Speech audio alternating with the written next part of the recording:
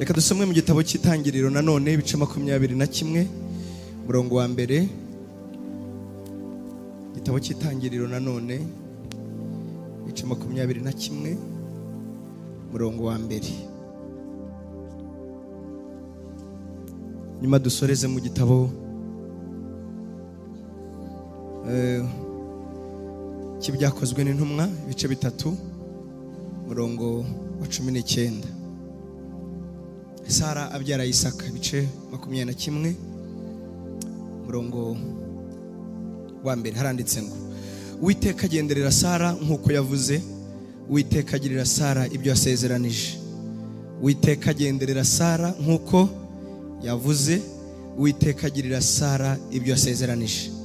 Sara asaminda ya Aburahamu ashaje, babyarana umuhungu igihe Imana yamubwiye kigeze.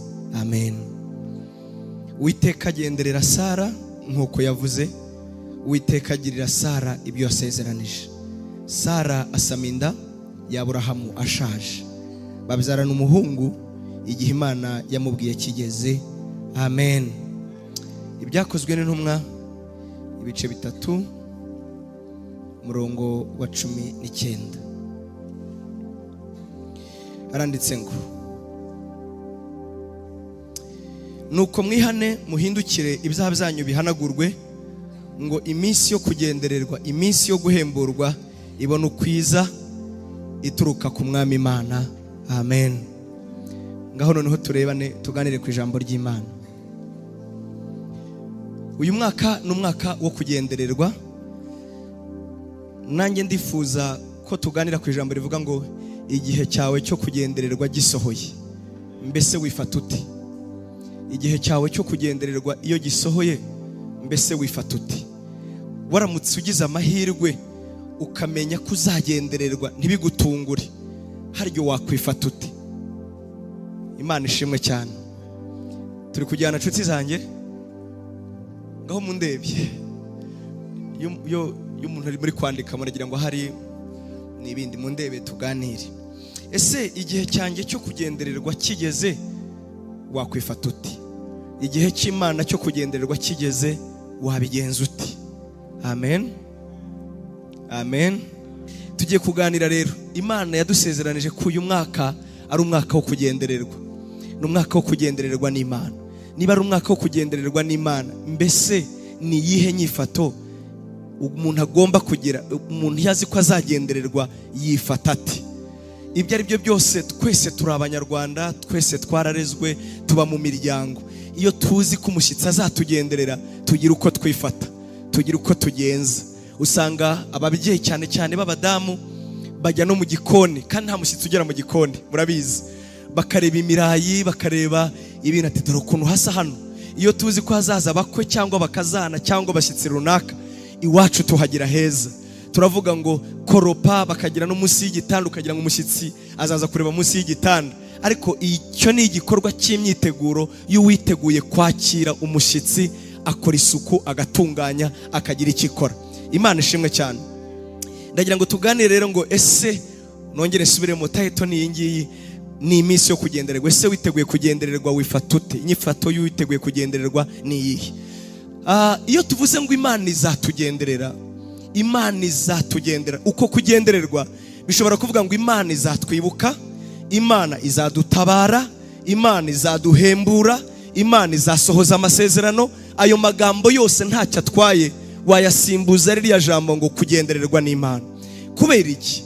Bavandimwe, mu Rwanda turabizi, iyo nyakubahwa Perezida wa Repubulika avuze ngo azagenderera akarere ka Gakenke, nyakubahwa Perezida wa Repubulika azagenderera akarere ka Nyanza, nyakubahwa Perezida wa Repubulika azagenderera akarere runaka, mu Rwanda hari ibikorwa. Icya mbere, abaturage bo muri ako karere ndetse n'abatahakomoka baritegura bakamusangayo, kuko hari ibintu bibiri by'ingenzi biba. Icya mbere, nuko umuntu ufite ikibazo cyananiwe gukemurwa, umuntu uzi ko yarenganye, umuntu uzi ko ibyo bitigeze byumvwa, umuntu ufite ikibazo runaka, abazi neza ko nagira amahirwe akamuhagarara imbere akamubwira ikibazo cye, byanga byakunda kiri bukemuke. ibyo turabyemeranya. Icyo ni icya mbere. Icya kabiri, nanone abayobozi bo muri utwo turere cyangwa abaturage bishyira hamwe bakavuga ati turatora runaka niwe uzatuvugira mu mwanya wacu, ashime nyakubahwa ibyiza yatugejejeho. Icya kabiri, hanyuma amubwire n'ibyo dukennye. Azamubwira ko nyakubahwa nubwo wagendera akarere ka Gakenke burya nta muhanda tugira. Nyakubahwa bino burya muri kano karere ibitaro byacu biba i Musanze bikuru, nta bitaro tugira. Nyakubahwa burya uko ubireba mu mirenge 11 igize akarere ka Gakenke burya imirenge 6 nta muriro igira. Nyakubahwa rero ntaho ndabona na rimwe ajya agera ngo ananirwe kugenda atagize icyo abasigira. Amen. Nshuti yanjye, iyo tuvuze ngo Imana izakugenderera, ni nkaho wagira ngo wowe nayo ntabwo muri kumwe. Utabyumva utyo, Imana n'ubundi muri kumwe. Hari ubwo tuvuga ngo Imana izakugenderera ukaba wakibwira ko n'ubu mutari kumwe. Ntabwo ari icyo ndi kuvuga, n'ubu muri kumwe. Ya ndirimbo twaririmbaga hari ibyo ikora tutabireba, n'ubu turi kumwe. Niyo yaduhaye kuramuka, niyo yaduhaye kuvuga, niyo yaduhaye amagara meza, ibyo dutunze byose no guhumeka, Imana turi kumwe. Ariko irinzi ivuga ngo nzakugenderera, dore iki bivuze. Ibivuze ngo ndaje nye muri ibibazo byawe, ngiye kuza ngo usohoreze amasezerano, nje gukora bya bindi wari uzi ko ari nge ngenyine wakora kuko ari ngewe Mana. Iyo ivuze ngo Imana irakwibutse, ntabwo bivuze ko yakwibagiwe. Oya, ibivuze ngo igihe cyawe cyo kugirirwa neza, cyo gutabarwa nanjye, cyo guhemburwa nanjye kirageze. Amen, amen, amen. Tugira abantu baba spirituel, I'm sorry, batemera amagambo nkaya, bakavuga ngo no, Imana ntabwo yangendera turi kumwe. Nibyo koko turi kumwe, kandi yaba mu isezerano rya kera no mu isezerano rishya tubona Imana ivuga ko izagenderera ubwoko bwayo. Imana iri kumwe nanjye. Ariko irinzi ivuga ngo senga nzakugenderera, ibimbwiye ngo nzaza bidasanzwe. Iyo Imana ivuze ngo irakugendereye, reka nkubwire, cyangwa ndakwibutse, ibivuze ni nko kuvuga ngo ndahagurutse nje gukora ibyo utari usanzwe uzi umenyereye, nje gukora ibidasanzwe. Haleluya, haleluya. Wibuke ibikora mu buryo bubiri. Icya mbere, ikemura ibibazo byawe personnel. Icya kabiri, igakemura n'ibibazo aho influence yawe igera. Ni mu buryo bubiri. Ikemura ibibazo byawe, ikubera igisubizo, irakugenderera, ikavuga ngo nciye iteka, bigomba kugenda gutya. Ibizananiranye bigakunda, ibizapfuye bikazuka, ibyo utari uzi ko bishoboka bigakunda. Imana iyo ivuze ngo ndakugendereye, ntabwo ari wowe mu by'ukuri utabyumva nkaho hari baba ngo nabonye Imana, ngo nayibonye ari ndende, ngo yuzuye umucyo, ngo ntabwo narebye mu maso nikubise hasi. Ni byiza rwose, ariko si uko Imana itugenderera. Iyo ije ibije guhangana n'ibyaguhanganaga nabyo, iyo ije ibije gutuma ibizagutera gubizoba bizunama maze wo kunamuka. Imana ishimwe cyane. Iyo ije biramenyekana ko yaje. Ubuntu bwayo, imbabazi zayo nibyo bituma tudashiraho. Yego, nibyo nageranije na ya politike y'umuyobozi wacu ari iyobora n'ubundi mu karere ka Kamonyi. Meya ntakora ikintu kubwe, niyavuze ari Kigali barabikemura nkaswe. Ariko iyo ahigereye avugana n'abaturage imbona nkubone, akavuga ngo nyakubahwa minisitiri kemura iki kibazo, birara birangiye. Noneho bihinduka, urabibona ukabona gukiza kwe no gutabara kwe. Mwibuke dufite Imana umwami utwara abami. Imana yacu ni umugenga w'isi n'ijuru. Imana yacu ntabwo ari nk'abantu, yirarenze, ikora n'ibyo abantu badashoboye. Hari ibyo abantu bagushoborera, ariko hari ibyo Imana ishoboye byonyine. Iyo ivuze ngo ndizakugenderera rero, ntabwo ibivuze ngo uzareba mu maso hayo harehare, niyo yabikora. Ariko icyonze niyo wayibona gutyo ntusigara nk'ukuri. Amen. Iyo ivuze ngo nzakugenderera, ibivuze gukemura ibibazo. Icya kabiri, navuze ngo ikemura ibibazo aho influence yawe igera. Burya hari abantu bafite influence zitandukanye. Imana yatugeneye ubuntu.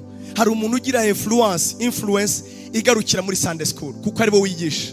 Hari abagira influence ikagira muri worship team kuko ariho uririmba. Hari abagira influence ikagarukira mu bantu mukorana, ndavuga agatsinda gato kaba mukorana. Cyangwa influence yawe ikagira muri institution yose ukoreramo. Cyangwa influence yawe ikabigera muri company runaka ukorera. Influence yawe ishobora kugera mu itorero ryose iringiri turimo. Yego, cyangwa se ikagera muri Eglise Vivante yose mu Rwanda, cyangwa se ikanagira ku itorero ryose ry'igihugu, cyangwa ukagira na influence ku gihugu cyose. Hari n'abimana igeza igaha influence bagera ku isi. Nshuti yanjye, Imana ni kwibuka, ntijye kwibuka yonyine. Iyo ivuze ngo ndakugendereye, ntibivuze wowe Rudori, oya, ibivuze ngo nzakwibuka, nzakugenderera, nzagusura, nzakusohoreza amasezerano, nzaguhembura. Ibyo byose bivuze ririya jambo. Iyo bivuze rero, reka nkumenyeshe irindi jambo. Imana yacu ikorera ku gihe, ikorera ku bihe. Amen. Reka tuvuge ijambo ryoroshye mwese muzi. Salomo yaravuze ngo buri kintu cyose n'igihe cyacyo. Hari igihe cy'imbaraga, hari n'igihe cy'intege nkeya. Hari igihe cyo kugwa, ngo hari n'igihe cyo kubyuka. Hari igihe cyo kugira gute, cyo kwambara n'icyo kutambara. Hari igihe cyo gutunga, hari n'igihe cyo gukena. Buri kintu cyose n'igihe cyacyo. Imana yacu ikorera ku gihe. Ndibuka Bibiliya itubwiye ngo nuko igihe gisohoye Imana igenderera runaka. Nuko igihe gisohoye Imana yibuka Elizabeth. Nuko igihe gisohoye Imana yibuka icyo yasezeranye n'ubwoko bwayo. Nuko igihe gisohoye. Nuko Imana yacu ni Imana ikorera ku gihe. Rero ndagira mbabwire ngo twebwe turi mu mwaka Uwiteka yahamije, yavuze, yakoresheje abatuyobora. Irababwira ngo uyu ni umwaka wo kugendererwa. Niba rero Imana ivuze kukugenderera kuri njyewe, bawegeranya ibyo uzi ku Mwami ari we yabishobora wenyine. Uzi neza ngo ubwo uzaza swati uzanabikora ntavuze, cyangwa nzabikuregera. Turi kujyana? Imana yabikemura utanavuze, ariko uba witeguye no kubiregera, kuko Imana yavuze ngo ndahagurutse nzanywe no kukugenderera. Kandi yihagurutse ntawe ujya yikoma mu nkokora, ntawe ujya yitangira. Amen.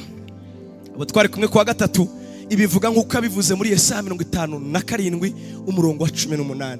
Ikavuga ngo naramubonye mbona ingeso ze nzamukiza, ngo kandi nzamutabarana hamwe n'abamuboroyeye. Burya Imana ntigigukiza wenyine. Amen. Izagutabarana n'abagize gute, n'abakuborogeye, n'abagusengeye. Amen. Niho navuze ni ya influence yawe, aho ugeza, aho Imana yagukebeye kubera ubuntu bwayo. Iyo ivuze ngo irakugendereye, ntikureka gutyo. Ibije guhangana n'ibibazo, ibije guhangana n'ibikugoye, ibije kukubera igisubizo. Icya kabiri, utabifata nabi. Ntabwo Imana iriyo natwe tukaba turiyo, ku buryo ivuga ngo nzaza ku wa gatanu witeguye, n'ubu turi kumwe, niyo iduha kuramuka. Ariko iyo ivuze ngo nzakugenderera, ni visitation iri special, ni ukugendererwa kudasanzwe, ibije gukemura no gushyira ku murongo ibyuzi bitari bisanzwe. Nawe ubwawe ukavuga ngo nahindutse, nawe ubwawe ukavuga ngo ntibikimeze kwa kundi, kuko Uwiteka yagize gute, yakugendere. Amen. Amen. Amen. Murabyibuka, turakomeza twifashishe ubuyobozi bwo mwisi, ibyo mwisi, hanyuma twige. Nanone iyo nyakubahwa Perezida wa Repubulika avuze ngo nzagenderera akarere ka Gakenke, nababwiye ibireba abaturage ni bibiri. Icya mbere ni ibyo gutekereza ibibazo ku biti byabo. Gitabazo kiti cyabo ati naza nzamushikiriza rwa rubanza rwanjye, naza nzavuga ko meya yanze kunkemurira ikibazo. Uzarebe baramubwira bakamubwira n'ibintu bimeze nka bya bindi babwiraga Mose. Nyakubahwa Perezida, bantwariye inka, ninde wayitwaye? Ukabona ko abantu batangiye kudagadwa. Ese ko bakayimuha ko kanya, bavuga ibibazo byabo. Icya kabiri, bavuga n'ibibazo bifitanye isano naho batuye kugira ngo babikemure. Aha, Imana ishimwe cyane, Imana ishimwe. Ariko nanone aho niho tugiye kuganira. Ababwiye ngo nzagenderera, bo bifata bati? Mbega koko iyo nyakubahwa avuze ngo nzajya mu karere ka Gatsibo, nzajya mu karere ka Gakenke, niko twavuze, ikintu cya mbere kibaho umuyobozi azajya, abaturage babo bitegura kwezwa no gutungana ngo bazamwakire basa neza. Amen. Amen. Nta droit d'erreur, nta nubwo ngo ngende umukene, no. Nyakubahwa azadusura, tugomba kwiyeza. Nshuti yanjye, dore icyo tugiye kuganira. Niba twiteguye kugendererwa n'Imana, dore iki tureba kuruta ibindi, ni uguhaguruka tukezwa, tukihana, tugatunganya ingeso zacu, kugira ngo nyakubahwa Imana azadusure turabera. Amen. Iri jambo riso very exciting. Iyo uvuze ngo Imana izatugenderera, uranezerwa. Mbega nta kintu kinejeje nk'icyo. Ariko nagira ngo nkubwire, ntabwo Imana igenderera ahanduye, jamais. Imana ntigenderera ahanduye, oya. Iyo niyo kwizerwa. Niba ivuze ngo nzaza nkugenderere, ndakubwiza ukuri izakugenderera. Nutanabishaka yizagutunganya. Nakusaba nshuti yanjye, ntugatunganywe n'Imana ku ngufu. Yaravuze ibwira Yesaya ngo ubwanjye ndagutunganije. Ngo ni Yesaya ngo kandi ubwanjye ninjye ubyikoreye. Umva rero uko ibikora. Ngo ngutunganirijwe mu ruganda rwo kubabazwa. Ngo ubwanjye ninjye uzabizikorera, nta nubwo izatuma marayika. Inama nakugira rero, yabigambiriye izagutunganya. Ariko nibikora ubwayo wowe utabishatse, izakufyonda pakutungana. Amen. Yaravuze ngo nkuko batunganya ifeza mu ruganda, ngo nanjye nzagutunganya.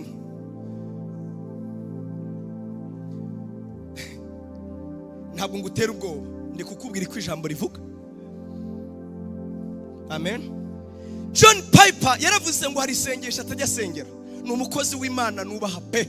Mu bakozi b'Imana, Imana iturindiye mu isi imuha amahoro n'umugisha. Ni umukozi w'Imana. Nawe uzamurebe John Piper, ni umukozi w'Imana. Yaravuze ngo ntukiri gusaba Imana ngo cisha bugufi. Atoya, kuko nudaca bugufi izagucisha bugufi. Ibyo byo ntibizakugora, mu bintu kuko ibonye umuntu wishize hejuru, ngo iteka Imana imubonamo Satani, ikwikiyangamo Satani. Kuko niwe wishize hejuru ngo ahagurukire kuyirwanya. Humura rero, ibyo byonyine izagucisha bugufi. Humura, ibyiza rero waca bugufi burya. Guca, ariko uzi guca bugufi icyo bivuze? Urabana ninde ndi buhimbireho, ndakande bo mpimbiraho hano. Benjamin ngwino nguhimbireho hano. Mwereke icyo bita gucisha bugufi. Ngwino Benjamin, ngwino nguhimbireho. Urabona umbwiye Benjamin ca bugufi akanga. Ca bugufi Benja akanga. Ngomba gukora uko shoboye nkagutsikamira paka uciye bugufi. Reba rero Nyagasani yagutsikamiye, uzaca bugufi. Azagucisha igendera. Wambaye neza ariko. Imana bigihiza wakwitegura kugendererwa nayo. Amen. Amen. Amen. Tujya tuvuga ubuntu nibwo pe, ubuntu buragahoraho n'ikindi gihe ndetse muri iki kibwiriza tuzabuvuga. Imana yagendereye igihe cyo kugendera cyayo kigeze, ngo abantu barashimye, bashimaga uburyo intumwa za Yesu zabanaga, ngo banezezwa n'umwuka w'Imana yababagaho, ngo banezezwa n'uburyo basangiraga ibyabo, ngo bigatuma umwami Imana bongerera bakizwa. Ndavuga umwuka wari yabamanukiraga, ngo abantu benshi barakijijwe, abandi bahindura imitima, ngo bavuga ati ngo benshi bakunda guko intumwa zibana bakabinezererwa, ngo kuko uko babanaga byavugaga ubutumwa. Imana yari yarabagendereye, yarabasutseho umwuka wera. Hanyuma hahaguruka abantu nabo barakizwa, bitwaga Ananiya nande na Safira. Abangaba nabo barakizwa, bakira Yesu, bajya mu bandi. Hanyuma bageze ku kugurisha ibyo batunze ngo babisangire, ngo babeshe umwuka w'Imana. Petero niko yavuze, yaravuze ngo Hananiya, ibi twakoze tuyoborwa n'ubuntu si amategeko. Iyo umuntu avuze ati ngewe sinshime kuzanya isambu yanjye, ntacyo tumutwara. Iyo avuze ati tuzasengana ariko ntituzasangira ibyacu, ntacyo tumutwara. None niki cyaguteye kugurisha isambu yari kiri yawe? Wari ushoboye kuvuga ati mbazaniye make andi ntabwo nayabaha, byari uburenganzira bwawe. Ariko ubwo ukinishije kubesha umwuka w'Imana, ari igihe cyo kugendererwa. Dore uyu munsi ubu nona umwuka urashize, bagiye kugushyingura. Turi kujyana Madame baraje. Nakunze Paul Bahati yaravuze ngo cyane cyo cyitegererezo cy'umugore ukererwa ku isi. Après 3 heures yaraje mu materaniro. Namwe nimwibaza. Ibaze nawe abandi ubu tuye saa 6 n'igice twatangiye saa ubu yataraza, yaje saa 7. Ubwo yaraje gukora iki? Normalement dutangira saa 4, we yaje saa 7. Madame nibaza ko yari muri make up. Yari matunganya inzara. Abaraje rero. Kumbe umugabo yapfuye, bajya kumushyingura, abari bavuye bari bagarutse. Ati ntiyarazi nuko byagenze. None Safira we, naya mafaranga koko mwagurishije isambu? Ati wallahi fulana yangaya gusa. Ati nukuri kw'Imana. Naye ati mashallah. Naye ati nawe ati harya mugezi buno. Ati ikibazo nuko batugoye iyo muzira rimwe bakabajyanira rimwe, ariko nawe barakujyanya aho bavanye gushira mugenzi wawe, ngo ako kanya umwuka urahera baramutwara. Nshuti yanyu, niba ari igihe cyo kwitondera, ni igihe cyo kugendererwa n'Imana. Iyo tuvuze ngo Imana izagenderera ubwoko bwayo, ukwiye kwitondera, ukwiye kwito umutekano mu muhanda bari wose. Murabizi neza ibintu biba byasubiye ku murongo. Nshuti yanyu, twitondera igihe cyo kugendererwa n'Imana. Ni igihe cyo kugirirwa neza birenze, ariko ni n'igihe cyo kwezwa birenze. Amen, amen. Imana ishimwe cyane, Imana ishimwe cyane. Haleluya. Twasomye ijambo rero Petero ngo umwuka wera, ubwo umwuka wera yagendereraga Petero ngo arangije gukiza ikirema cyari ku irembo ryitwa Ryiza, abantu bamutangariye bamureba mu maso nkaho wagira ngo ni vampire cyangwa ni aliens cyangwa ni ikivejuru. Bamurebaga bavuga ati ye wowe ukije bati bavandimwe mwe kudutumbira, ibi ntabwo ari twebwe tubikoze, ntabwo ari imbaraga zacu, ahubwo natwe kuba mubona dukiza abarwayi, mukabona tuzura abapfuye, dukiza ibimuga, si ibizacu oya, ahubwo iri ni isezerano ryanyu n'abana banyu, namwe rizabagenderera. Nshuti yanyu, iyo tuvuze kugendererwa n'Imana, ntabwo ari ibya Pastor Edmo wenyine oya, ntabwo ari ibya Mama Kini oya, ntabwo ari ibya Pastor Skato oya, ntabwo ari ibya Senga oya, n'ibyo yumvira ijambo wese, n'iryo uri muri Eglise Vivante, niba Imana itubwiye ngo iratugendereye, ntabwo ari ibizacu, nibi byanjye gusa, ni ibyacu twese. Nawe Uwiteka yiteguye kukugenderera, wikwikuramo, nawe urimo, yiteguye kukugenderera. Niyo waba utabizi, niyo waba wumva uvuga ngo ngewe se nawe izakugenderera. Amen. Ahubwo aravuga ngo dore ibintu bitatu mukwiye gukora. Icya mbere, mwihana. Icya kabiri, muhindukire. Icya gatatu, ntikibareba iminsi yo guhemburwa, iminsi yo kugendererwa, iminsi yo kwibukwa, iminsi yo gutabarwa, iminsi yo gusohorezwa amasezerano izaza iturutse kuki? Ku Mwami Imana. Subiremo, wabyumvise ibyo navuze? Wowe ni wihana. Icya kabiri, uhindukire. Icya gatatu, ntikikureba iminsi yo guhemburwa, iminsi yo gutabarwa, iminsi yo kugendererwa, iminsi yo kwibukwa, iminsi yo gusohorezwa amasezerano ibona ukwiza iturutse kuki? Ku Mwami Imana.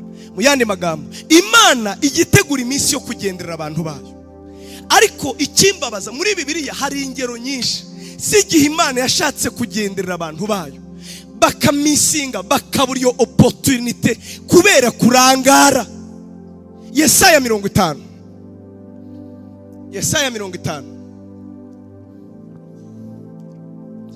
Yesaya 50 umurongo wa 2 haravuga ngo ubwo nazaga niki cyatumye ntagira uwo mpasanga, nahamagara hakabura uwitaba. Imana iribariza ubwayo, mbese ukuboko kwanjye kuraheze byatuma kutabasha gucungura, cyangwa se nta mbaraga afite zakiza? Igenda isobanura ibyo yakoze. Ninjye washizeho inyanja, ninjye wakoze ibi. Muratekereza ko nananiwe kugusubiza? Uratekereza ko nananiwe kugukiza nge? Uratekereza ko nananiwe gusohoza ibyo wansabye? Ahubwo dore uko Imana ivuga, niki cyatumye ubwo nazaga iwanyu ntagize umuntu masanga? Niki cyatumye ubwo nahamagaraga habuze uwitaba? Amen. Ugira ngo naho honyine. Ezekiel 21:30 Imana yaravuze ngo nashatse umuntu umwe wo guhagarara mu cyuho kugira ngo ngirire neza Isiraheli, habura n'umwe. Bavandimwe, iyo Imana ivuze kugenderera ubwoko bwayo, iyo tuvuze ngo tukwiye kwitegura kugendererwa n'Imana, ntibivuze kuza mu rusengero oya, ntibivuze ngo none uwabuze umuntu utengewe mpari muri Vivante. Ntabwo ari ibyo Imana ivuga. Nuko kuvuga ngo Imana irakwibutse bitavuze ko yakwibagiwe. Ivuze ngo magurukijwe no kwita ku bizawe nkabisubiza nkabikemura, ku buryo uvuga ngo ni ngewe Mana. Ni ndakwivuze ngo naje gushaka umuntu ndamubura, bitavuze ngo urahari physically. Ntabwo ari cyo bivuze. Ndagira ngo mbabwire ngo Imana ishobora kubura umuntu twebwe twuzuye aha ngaha. Wari ubizi?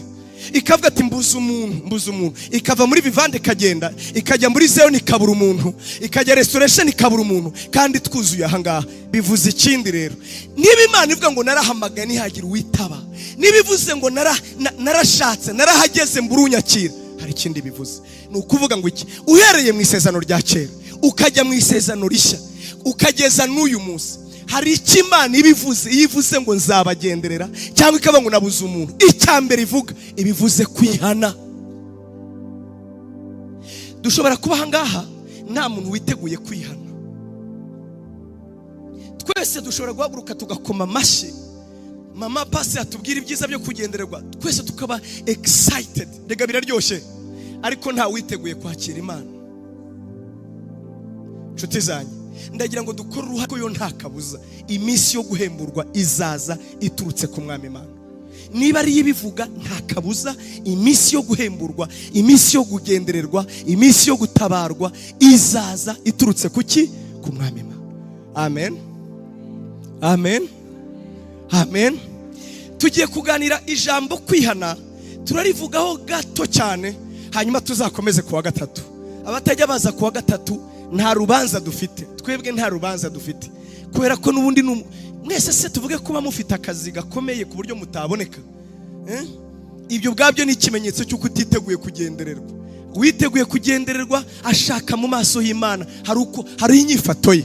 Turavuga gato, tuvuge gato, hanyuma tuzakomeze kuwa gatatu. Nitutabona n'umwanya twongere kuwa gatatu. Kuwa gatatu n'umwanya usanzuye, duhera saa 11:15 tukageza saa 2, n'umwanya uhagije. Turaramya Imana tukumva ijambo, nibyo dukora gusa. Ntukabure rero. Imana ishimwe, Imana ishimwe. Ijambo kwihana ni urufunguzo rukingurira Imana kwinjira mu mutima, kwinjira mu gihugu, kwinjira mu itorero, kwinjira ahantu hariho hose. Nirwo rufunguzo, yaba mu isezerano rya kera, yaba mu isezerano rishya. Ndabikubwira, uyu munsi turaganira gusa ku isezerano rya kera, tuzongera tuganire ku isezerano rishya kuwa gatatu. Mu isezerano rya kera, iteka ryose iyo Imana yavugaga ngo ndashaka kubagenderera, ngiye kubagirira neza, ngiye kubatabara, urufunguzo Imana ikinguza kugenderera igihugu, kugenderera itorero, kugenderera umutima w'umuntu, icyambere urwo rufunguzo ni ukwihana. Amen, amen. Ibyanditswe ni Edayiri ni Bibiliya yose, ntabwo simbona icyanditswe babwira nicyo ntababwira, ndahitamo bike kubera impamvu yenda. Ariko ijambo kwihana, mwibuke Bibiliya yanditswe mu ndimi ebyiri. Bibiliya iyi ngiyi ndavuga banditse, abagiye bandika, Paulo yandika, Yesaya yandika, banditse mu ndimi ebyiri. Banditse mu Giheburayo, bandika no mu Kigiriki. Isezerano rya kera ryanditswe mu Giheburayo, isezerano rishya nyinshi ryanditswe mu Kigiriki. Rero bombi bagiye bakoresha aya magambo kwihana, ariko bakayakoresha muri filozofi zitandukanye. Filozofi ni imitekerereze, nuko abantu batekereza ibintu. Mu isezerano rya kera bakoresheje imitekerereze, filozofi y'Igiheburayo. Mu isezerano rishya bakoresheje imitekerereze y'Abagiriki, ariko byose ntibitandukana. Umva rero, mu isezerano rya kera iyo bavuze ijambo kwihana baba bavuze ibintu bibiri. Ntabwo ndi buvuge Igiheburayo, nanjye sinyizi cyane, nabyanditse gutyo, sinzi niba nabisomye neza cyangwa nabi, ariko nabivuga uko bivuga mu Cyongereza no mu Kinyarwanda. Byavugaga amagambo abiri, ijambo to return and to feel sorrow. Mu Kinyarwanda iyo bavuze ngo kwihana, iyo wasomye muri Bibiliya y'Igiheburayo uba uvuze ngo hindukira. Icya kabiri, iyo bavuze ngo runaka yihannye, baba bavuze ngo yuzuye umubabaro n'agahinda. Turi kujyana? Amen. Abantu bubu ngo iyo utangiye kwigisha baba bavuga ati ibyo atangiye kutujyana mu Mana yanjye, pastor ko yaratangiye neza. Oya, ibyo bintu biragoye kuko si byoroshye, biroroshye pe.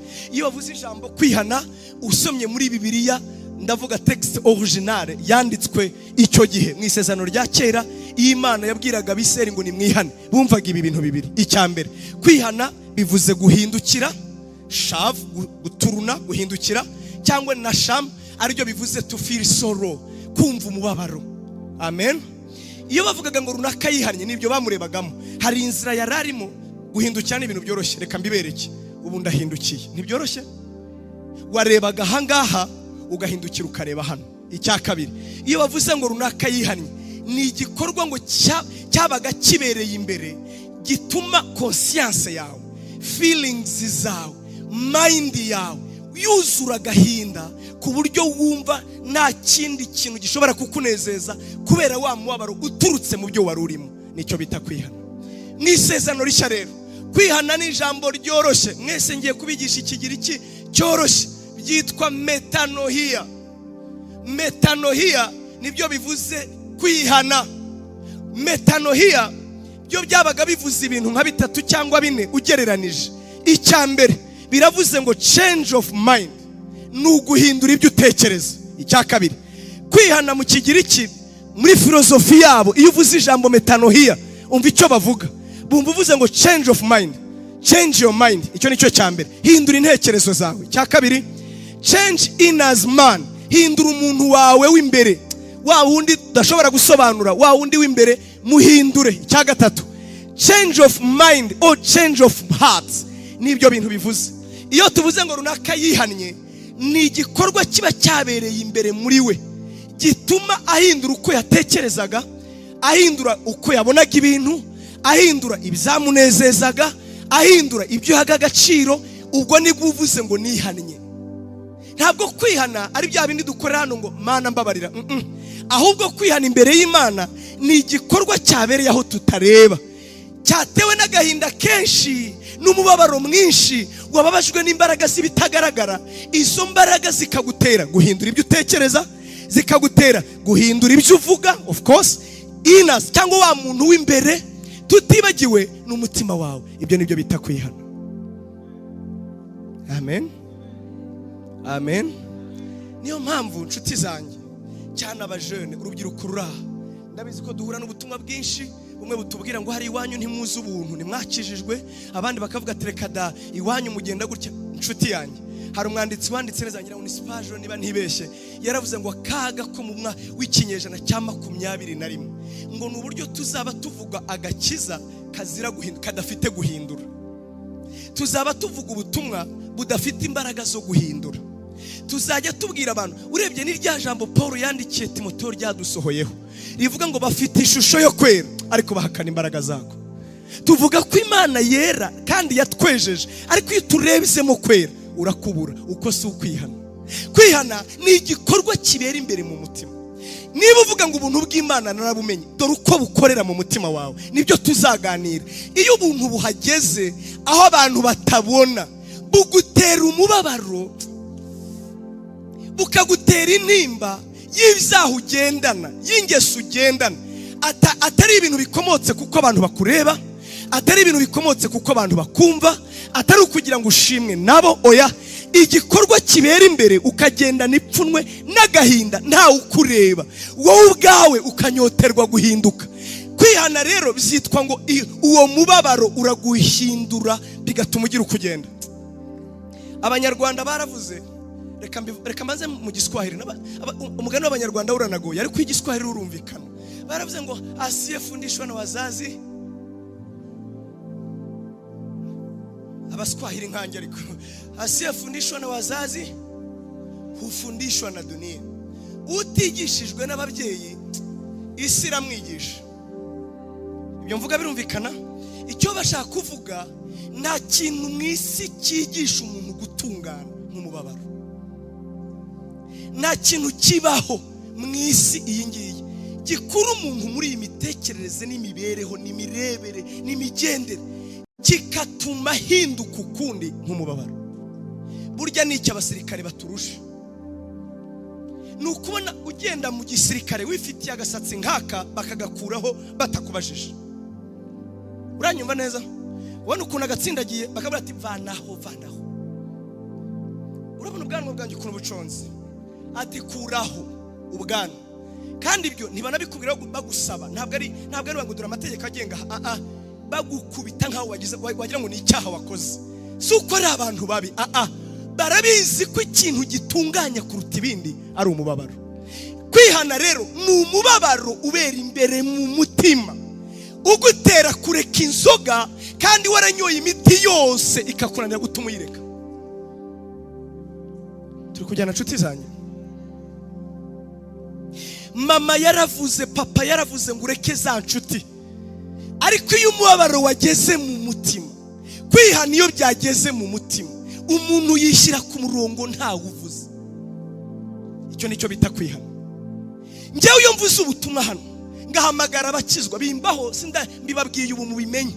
Kandi singewe Mana, ariko hari ubwo mvuga ngo nkoreye ubusa, ubundi nkavuga nti genda ukozaho ntareba. Nangazwa no kubona umuntu uje kwihana, ukabona jaterema Mana, asa n'ubwo ati ndagiye Mana, ndagiye kuri njye nakora ntisubirayo, katsi subirayo. Mwari mwababona kwihana ukagira ngo yabanje kwibwira mu gihe tugende se Mana tugende. Hari n'igihe mpamagara bihana ukabona ko wamutindiye, avuga ati urabivuga ryarinze, yagera aha agapfukama ntawe uvuze. Kandi njyewe aho nabibonye, abo ngabo bazabarira bapfukama ntibasubiye inyuma. Naho wa wundi wagira ngo yabwiye umuntu ati ndagiye Mana, ndakubwiza ukuri abagiye nyine. Kwihana si ibintu twumvikanaho. Iyo umuntu yariwe n'ijambo kuko umwuka w'Imana yakoreye imbere ye akumva akeneye kwihana, nta nabaza, ntabona ko bamureba. Hari nubwo tuvuga ngo rambura ikiganza akakirambura, ukabona rwose afite imyiryo. Bavuga ngo ngwino imbere akakimana, tuse ndagenda n'ubundi cecekere, igumiraho ntacyo. Igumiraho pe. Kuko kwihana ni umurimo ubera imbere wowe utazi, kandi ubanzirizwa n'umubabaro, ukababazwa n'imbaraga zibitaboneka. Mwizerwa ngo ajya mu ijuru, ngo ubwo bageraga ku musozi witwa Biruhanya, ngo mu Kristo yaganira na Mwizerwa, ngo bageze cyane mu gikombe mucisha bugufi n'igikombe cy'igicucu cy'urupfu, ngo mu Kristo yabajije Mwizerwa kugira ngo yumve ko ibyo yahuye nawe yabibonye. Aramubaza ati ariko muvandimwe, ni igiki cyakunanije muri uru rugendo? Aramubwira ati sha mu Kristo we. Ubwo ni Mwizerwa ati mu bintu bizangoye mu buzima nagowe n'umudayimoni witwa soni. Hati soni sameze ati soni. Aravuga ngo muri uru rugendo turimo ngo nta muntu umurusha kuba impushane. Impushane murumva icyo ari cyo? Impushane nta muntu umurusha kuyobeza mbega. Iyo uvuze inzira waremeye ngiye, niwe muntu wa mbere uzana ibintu bibushanye iteka. Soni ngo zisoni ngo yaranyizingazingiyeho, ngo akoze isoni agakiza kanjye, ngo ndazigira kandi ari keza. Ngo isoni ngo yarambwiye ngo umuntu w'umugabo ngo yicazwa mu rusengero, ngo no kurizwa ibyo babwiriza, ngo akarizwa n'imbaraga zitaboneka. Uratekereza nawe ukabona umuntu w'umugabo arimo arapfunga ati Yesu wangiriye neza, ngo sora akamwigira ati vrema ukora muri presidence abana bakure urarira ugatibimya. Ngo soni ngo iteka zikubushanya ibyiza by'Imana. Ugira ngo Yesu ni igicucu ubwo yavugaga ngo utagira isoni imbere y'abantu, nanjye sinzagira isoni kumuhamiriza data n'abamarayika. Nabonye rero ikinesha umubabaro n'isoni ni imbaraga zibitaboneka zakuriye. Amen. Isoni ariko nkunda kubabwira agatabo k'umugenzi ntazakaguze kagura 1000 konyine. Niba udashaka no kukagura uzajye kuri internet ukadownloadinge basi kariho ka soft batangira ubuntu ugasoma. Aka gatabo ni keza pe, kazakubwira ubuzima bw'umukristo. Amen. Ahari nawe uzibona aho wanyuze. Ngo soni yamukojeje isoni kwera.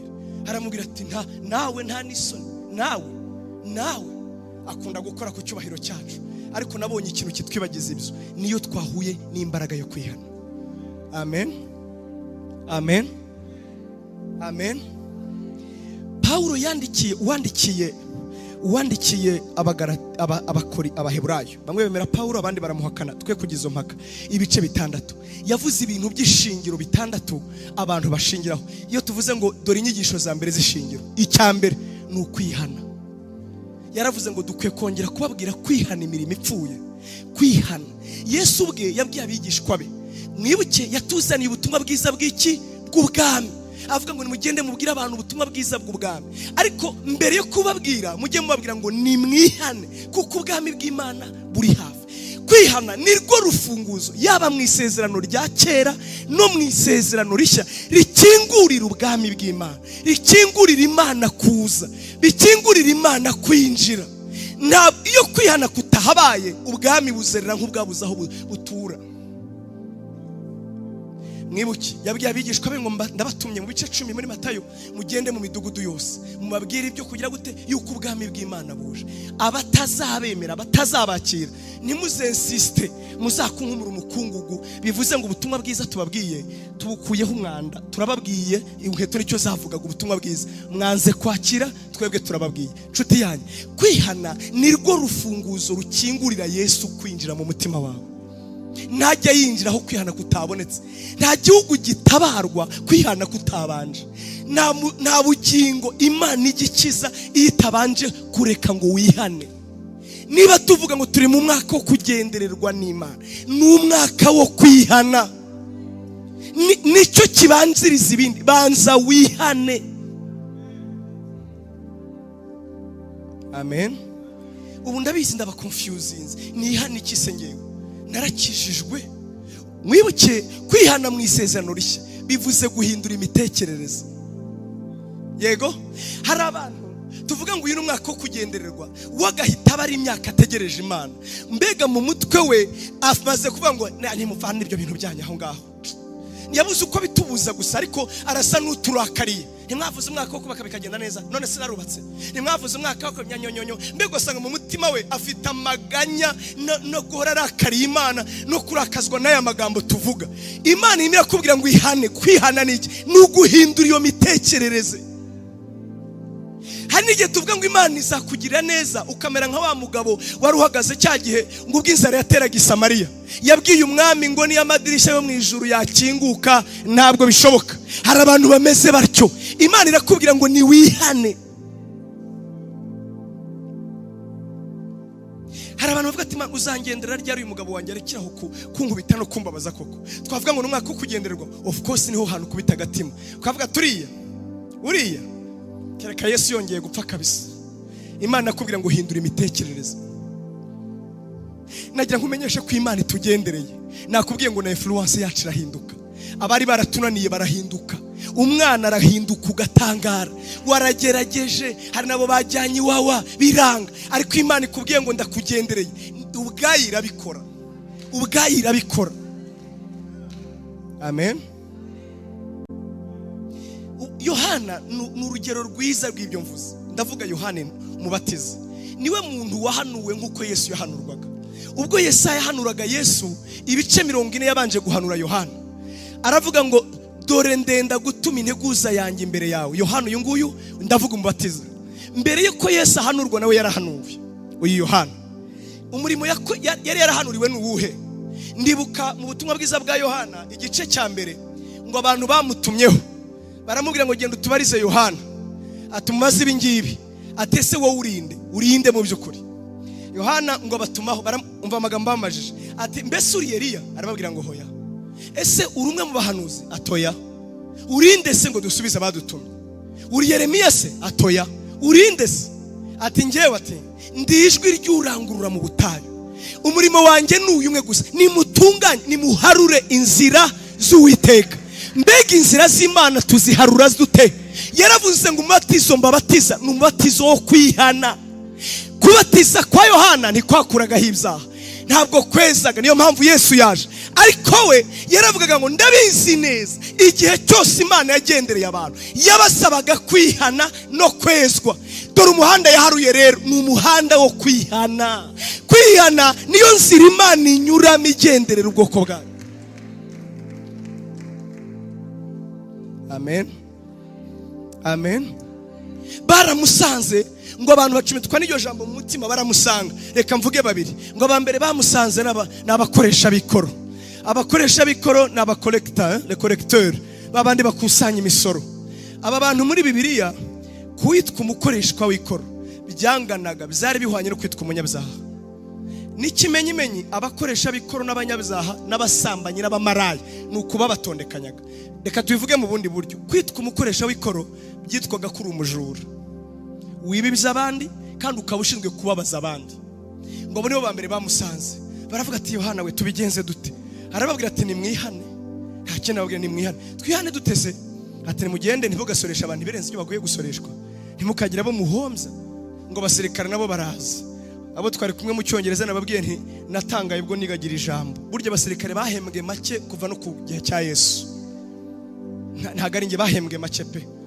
Yarababwiye ati none se twebwe abasirikare uratubwira iki? Ati cyo mbabwira kiroroshye, ntimukagire mubeshyera ibinyoma, ntimukagire mukangisha kubera intwaro mutwaye, kandi ibihembo byanyu bibanyure. Urumva kuva kera gashara kari gake, ntago ari ubu, kuva kera gashara k'abasirikare kari gake. Ati kandi mu ngorane mugira nuko ari gake, nanga mukene gutunga imiryango nk'abandi, none ngenda babwira ngo ibihembo byanyu bigira gute? Bibanyure. Yohana ntabwo yababwiraga ibizo kugira ngo babiboneremo agakiza. Yarababwira ngo ndababwira ibi kugira ngo mwitegure umwami. Simbabwira ibi ngo mubone ubugingo, oya, ndababwira ibi ngo nuko niko duca inzira wa wundi batirisha umwuka n'umuriro ngo abone uko abazaho. Nshuti yanjye, icyama Imana ikagusukaho umwuka wo kwihana, niba ivuze ngo uzakugenderera, ntiyakugenderera kwihana kutabanje. Amen, amen, amen. Hari uwo wanze kwishyura, mwishyure. Ibyo ntibyoroshye, ntabwo kuba umwishyura aribyo biguhesha agakiza, no, ariko nibwo buryo dutunganya inzira y'umwami. Hari umuntu mutavuganaga, turabagira kandi cyane abadamu, ugasanga ntibavugana habe na busa. Yamubonye ngenda rumiwe, abadamu Imana yabaremye neza, ntibarwana baravuga. Mudamu yo murakaje akora ngewe nzamubwira sizamutwarishe. Uburi uyu mudamu ngo nzakubwira uzamenye ko gukubisa ingumi n'amajido n'ibintu byose. Hari umuntu uteganyirije kuzabwira byihorere niko bihana. Hari umuntu mutavuganaga, byihorere niko bihana. Wajya kumureba umutima ukakuriga, tangira umwegere, umubabarire, ubohora umutima wawe. Nuko dutegura inzira y'iki y'umwami, niko dutegura kugendererwa. Ntabwo Yesu yaza ahanduye, ibyo byo ntuzabyishuke. Niba utekereza kugendererwa, hari abantu baba abanyamubiri, ubuzima bwabo bwose bw'umwuka bugashingira ku bintu materiel. Uragira ngo Yesu nakugendera, materiel ni ibintu byikora, biroroshye ibyo. Hari ikiruta ibindi, akeneye kugenderera umutima wawe, akeneye kugenderera ubugingo bwawe, akeneye kugukora hahandi abantu batakora, ibindi bigakurikira. Ye n'abapagani bararongorwa humura, n'abapagani bajya mu ndege humura, n'abadakijijwe bakorera Dubai, nabo bajya muri Amerika, nawe bizakugeraho. Ariko harashaka gukora kukugenderera, agahindura umutima wawe, akakubatiza mu mwuka no mu muriro, agahindura ubuzima bwawe. Ibindi ukabivuze bikaza bikwesikotinze. Ni imperekeza burya. Amafaranga ni imperekeza, amamodoka ni imperekeza, abagore n'abagabo twashatse ni imperekeza, akazi keza ni imperekeza. Akeneye kugenderera ubuzima bwawe. Amen. Ariko dore uburyo dutegura inzira y'umwami, ni ukwihana. Subiremo, ni ukugira gute? Ni ukwihana. Amen.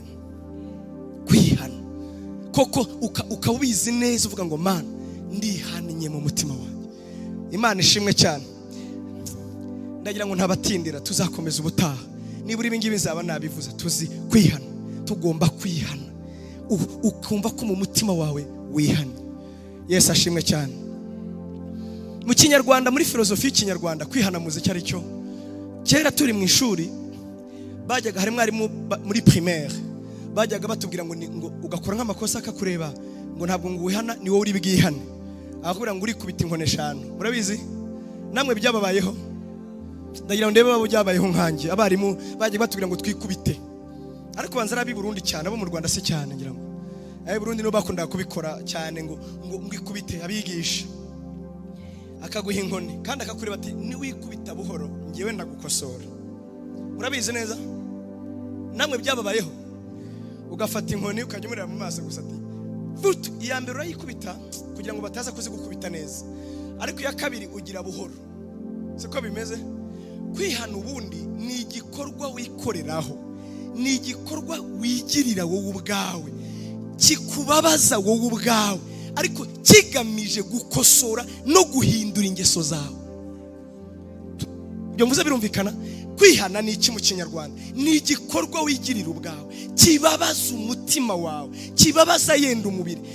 Wowe ukagikora usa naho wagira ngo uri muri ibabaza cyangwa uri yice, ariko ntikiba kigamije kukubabaza gusa, oya, kiba kigamije gukosora ingeso zawe. Abaheburayo ibice 12 haravuga ngo nta muntu numwe igihano kinezeza, ngo ariko cyera imbuto nyinshi. Nigeze gukubita wa muhungu wanjye, muramuzi, nanjye ndihana kuko namukubise cyane, namukubise ndamubabaza cyane. ndangije numva narakaye bikabije, musaba imbabazi. Mbona biranze saba n'imbabazi mama we n'abandi kuko narakaye ndamubabaza cyane. Ariko uko namukubitaga nambwira ati reka ngukubite igihano cyera imbuto ndi bugucape. Ngajya mukubita ngo ndagukubita kuko igihano cyera imbuto, kabisubiramo kenshi. Kumbe simenye kundi yabifashe mu mutwe. Umva rero, hashize icyumweru araza asanga muri sala ati papa mbona kuyamba agashakoshi, anyereka ikaye anyereka na kereyo ngo igihano cyeza imbuto.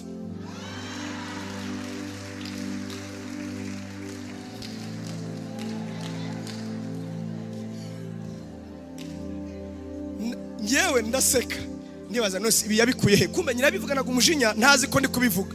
Kumbe we niryo jambo yafashe kurusha ibindi.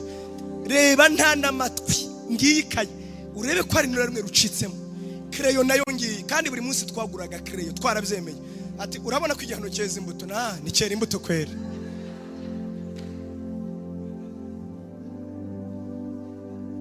Nshuti yanjye, emerera Mwuka Wera azana umubabaro mu mutima, azane kwihana mu mutima.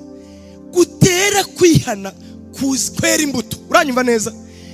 Gutere kwihana kwera imbuto. Kuko nutabyemerera umwuka, Imana ntizabura ukwigirayo ikwihanishe mu mibabaro wowe udashobora no kugera, ariko byera imbuto. Umva reka soreza hayenda. Abakorinto ba 2 ibice 7 umurongo wa 10 haravuga ngo agahinda ko mu buryo bw'isi gatera urupfu, ngo ariko agahinda ko mu buryo bw'Imana dore iki kagaragaza ngo gatera kwihana kuticuzwa. Gatera kwihana kuticuzwa. Agahinda ko mu buryo bw'isi iki kakubwira ni depression. Gatera kujya indera, gatera kwiyahura, gatera kwiyanga. Ariko agahinda ko mu buryo bw'ubumana iyo kakugeze mu mutima, ndakubwiza ukuri, gatera kwihana kuticuzwa.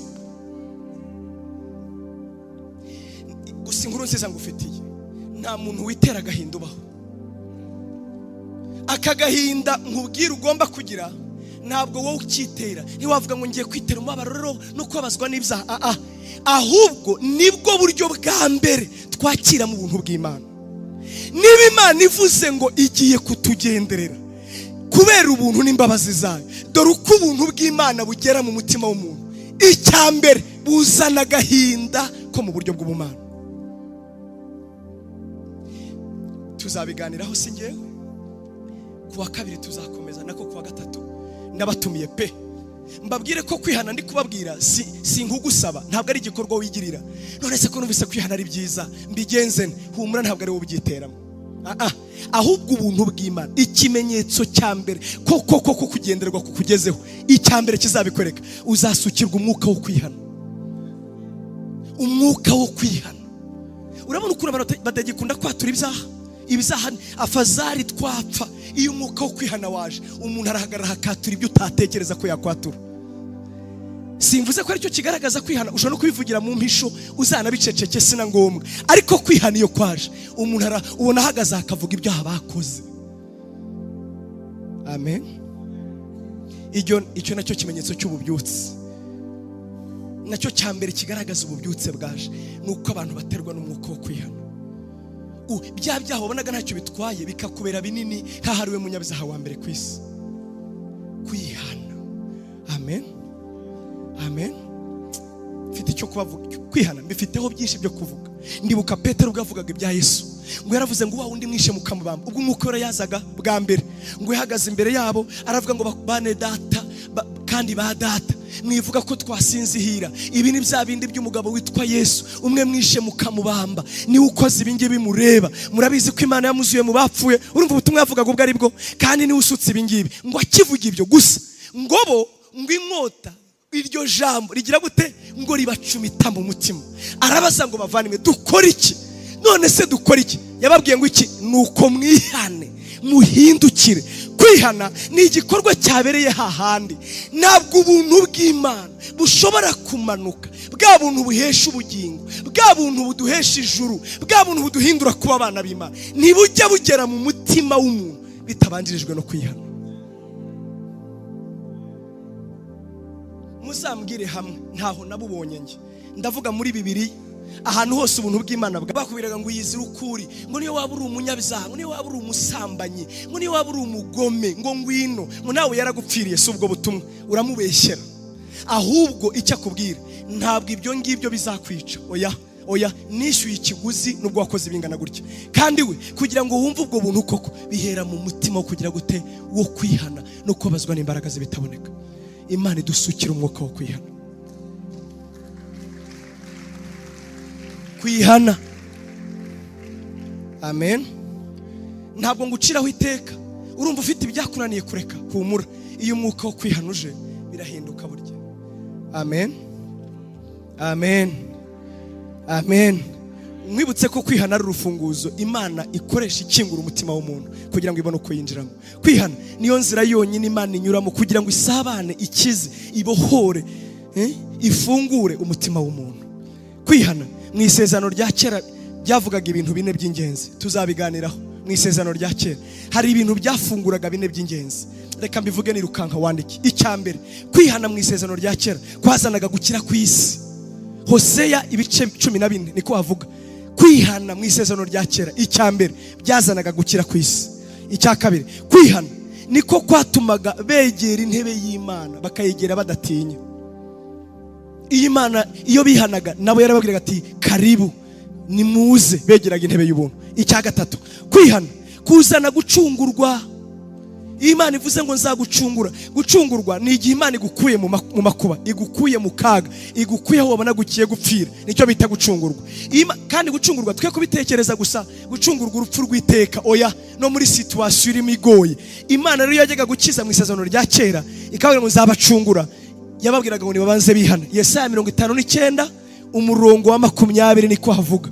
Yesaya 59 umurongo wa 20. Kwihana niko konyine kwazanaga kubaho no kurama mu gihe cya kera. Imana yabwiraga abantu ngo nimwihane, yabaga ibibwiye ngo uri uku kwihana harimo kurama ndetse no kuramba no kubaho igihe kinini. Ezekiel ibice 18 umurongo wa 21. Reka ndekera aho ngaho. Yesu abaho umugisha. Mu isezerano rishyaho nzababwira ibintu bine nanone bizana iyo bavuze kwihana. Bizana iki mu isezerano rishya? Nako mumbabarire, mu isezerano rishya iyo bavugaga kwihana mu isezerano rishya, nabyo byafunguraga ibindi bintu bitatu by'ingenzi. Imana ishimwe cyane. Nshuti yanjye, Imana iduhe kwihana. Gusa nongere ngusubiriremo, ntabwo nje kugushyiraho umutwaro ngo nkubwire ngo wowe ugomba kwihana nkaho kwihana ari igikorwa charnel, nkaho ari igikorwa cy'umubiri. Oya, kwihana ni igikorwa cy'umwuka, ni igikorwa cy'ubuntu bw'Imana. Ubuntu bw'Imana iyo bugeze mu mutima w'umuntu, ikintu cya mbere buzana kwihana. Ntabwo ari njyewe, niko Tito yandikiye, Paulo yandikiye Tito ibice 2:11. Yaravuze ngo ubuntu bw'Imana bukiza bwarabonetse, ngo dore icya mbere bugenda butwigisha kureka kutubaha Imana. Ubuntu bw'Imana iyo buje, dore ikibugaragaza umutima bwagezemo, bwigisha umuntu kureka kutubaha Imana. Nshuti yanjye, ntabwo ari igikorwa cyawe, humura mu mutima, si wowe uzabyikorera. Kwihana bizakorwa n'Imana ubwayo. Niba izatugenderera koko, niba ari umwaka wo kugendererwa, wowe ihane nka kwa kundi kwaye nde ku mugaragu w'Imana nde Yakobo. Urabibuka Yohana uwo mutavuganaga, agenda umuvugisha. Two nabyiyumvamo se, humura wazaguha kubyiyumvamo, genda umuvugisha. Amen. Hari uwumva yaguhemukiye, genda umwegera umubwira ati rwose nanje kugusaba kubwira ko nubwo wampemukiye nakubabariye. Ntabwo ubyiyumvamo, wijyana amarangamutima, genda ukora iki ijambo rivuze, w'amarangamutima yawe azayakiza. Turi kujyana nshuti zanjye, turi abantu b'amarangamutima mu buryo bukabije twebwe. Ndavuga abantu gukora ibintu kuko tubyiyumvamo. Njye runaka yarambabaje, nose kutamubwira ntabwo ndabyiyumvamo, ntabwo ari ibintu twiyumvamo. Dukora iki ijambo rivuze, hanyuma kwiyumvamo bikaba kwa gukora ahubwo kumwuka. Amen. Amen. Amen. Hari umuntu uzi ko wavuze nabi, mwegera umbwira ati burya ninjye wakuvuze, ntacyo gutwara rega. Ashobora ati mva imbere, niba wamvuze mva imbere, ntacyo, mwumva imbere wowe ukoze iki ijambo rivuze. Uzi impamvu twiteguye kugendererwa n'Imana. Amen. Amen. Hari umuntu wangaga mu mutima, genda umubwira ati rwose ndagukunda. No mubwira ngo uramwanga, murabyenga iminyagara. Aravuga ati uranyanga burya. nge nahitamo nkamubwira ngo ndamukunda, sinamubwira ngo nakwangaga. Oya, nanje kubera ko ngukunda. Ntabwo bivuze ko babimbwira bose uyu munsi banyanga ndizera. Oya, cyangwa oya ntago aricyo byavugaga, ariko ni wihana. Kuko kwihana niko gutera iminsi yo guhemburwa, iminsi yo kugendererwa iza iturutse ku Mwami Imana. Naho kuwa gatatu w'igitaha rero Yesu abampera umugisha. Kuwa gatatu tuzavuga noneho kwihana mu isezerano rishya. Tuvuge uko byagenze, uko bigenda. Twemerere ubuntu bw'Imana bukure muri twebwe. Muri uyu mwaka reka mbabwire icyo ngutangiranye. Nahoze mbigana na Pastor Straton. Ejo bundi kuwa gatatu yarababwiye twaririrwanye bitunanira kurekurana. Burya hari igihe nanjye nawe tujya turumba nkamubwira ntitwarumbye uyu munsi. Hari igihe tuganira bikaturekura kurekurana pe, gahunda zigapfa. Ndamubwira rero ngiye muri uyu mwaka mfite inzara ntangiranye uyu mwaka. Ntabwo yitangiye ubu, nayitangiranye mu mwaka washize ntibuka neza, ariko ubu yo irakabije. Nese ni yihe? Mbabajwe, ndambiwe, ndumva mpaze ubuntu butagira imbaraga. Ndumva mpaze ubutumwa bwiza butagira imbaraga. Ndumva mbihaze. Mwabyumvise inshuti zanjye? Sinzi icyo Imana izakora. Icyo mpamya ntituzanire ibi gusa ngo tubabare. Nibyo ndota, nibyo ntekereza, nibyo soma, nibyo mbona muri Bibiliya. Mpaze ubutumwa bwiza butagira imbaraga. Nazi ubuntu bwo mu magambo. Ubuntu twabonye ni information, kandi Bibiliya itubwira ko ubuntu bwo ari imbaraga. Ubuntu si information, no. Ubuntu si dini, ubuntu ni imbaraga. Ubutumwa bwiza ntabwo ari imigenzereze y'idini. Sinzi ko nabivuga. Ntabwo ari igitabo dusoma ngo tumenye imihango y'idini. Oya, ahubwo ubutumwa bwiza ni imbaraga ihesha uwizera wese gukira. Nimureke dufatanye guhaga, kuzinukwa, kurambirwa ubutumwa bwiza butagira imbaraga. Aho uzasa ndeka mbabwire, urushije abandi kuba uw'imbaraga nubivuga neza gusa. Iyo bavuze senga cyangwa Pastor Dimo cyangwa abandi muri iki gihe, ntabwo bavuga imbaraga z'ubutumwa, baba bavuga ko tuzi gusobanura ibintu neza. Ntacyo bimaze. Ubutumwa bwiza ni imbaraga. Ni munyemerere dutangire twihane, duhindure imitekerereze, tubone Yesu akiza. Yesu akiza indwara na n'ubu. Yesu atanga urubyaro na n'ubu. Yesu akiza ibyaha na n'ubu, kandi akoresha ubutumwa bwiza na n'ubu. Ubutumwa bwiza ni imbaraga. Mureke dutakambira Imana tubwire ngo muri uyu mwaka wo kugendererwa tugenderere, tubone ubutumwa bwiza buhinduka imbaraga. Ndabihaza muri mwese nawe ndabizi, ntabwo mbarenga. Kandi iyo tubihaza twitana ba mwana ukagira ngo ninjye wabite, nanjye ntacyo nabikoraho, ariko ndabihaza nibura.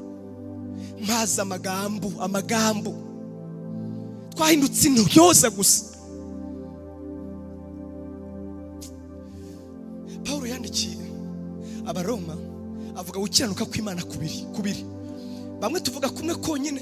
Yaravuze ngo hari ugukiranuka kw'Imana kwahishuwe, ibice bitatu. Umurongo wa 21, abantu badaheshwa n'amategeko, baheshwa no kwizera. Ariko ageze mu bice 8 arangije kwiganyira mu bice 7 avuga kamere yamunaniye. Avuga ati nukuri ibyo nshaka gukora si byo nkora, ahubwo ngakora ibyo nashaka gukora. Mbonye ko muri nge hari imitegeko rimbuza gukora iby'Imana ishaka. Atariko ibice 8 atangira hindura ururimi ngo Imana ishimwe kuko izajya inkiza ku bwa Yesu. Kubera iki?